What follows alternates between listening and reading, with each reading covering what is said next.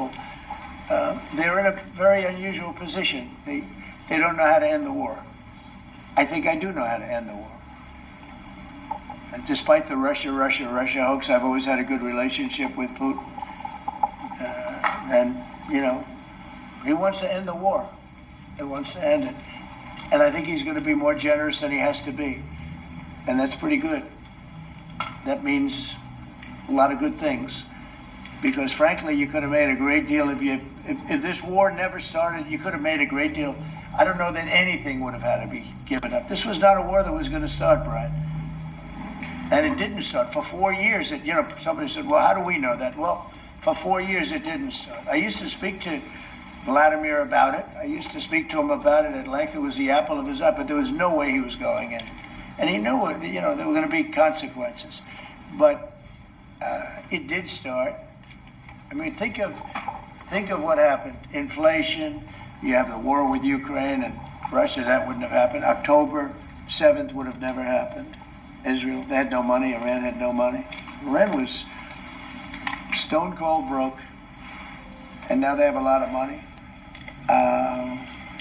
But that's going to be the next thing you'll be talking about is Iran. What's going to happen with Iran? And there'll be some interesting days ahead. That's all I can tell you. You know, we're down to final strokes with Iran. That's going to be an interesting time.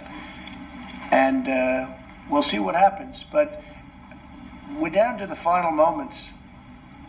We're at final moments. You can't let them have a nuclear weapon. I think that I would have had a deal within 1 month after the rigged election of 2020. They were all set to make a deal. And then when I lost, they saw this person who was a stupid person, very stupid person. And they said, let's not make a deal. And they were right.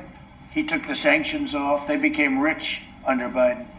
They went from having no money to having $300 billion. All in a short period. It's oil. Oil builds up fast. It's a nice living if you have a nice oil well. And they do. They have a lot of nice oil wells, right? So anyway, it's going to be a big thing. It's an interesting time in the history of the world. But we have a situation with Iran that something's going to happen very soon. Very, very soon. You'll be talking about that pretty soon, I guess. And hopefully we can have a peace deal. You know, I'm not speaking out of strength or weakness. I'm just saying I'd rather see a peace deal than the other. But the other will solve the problem. Mr. President, your allies say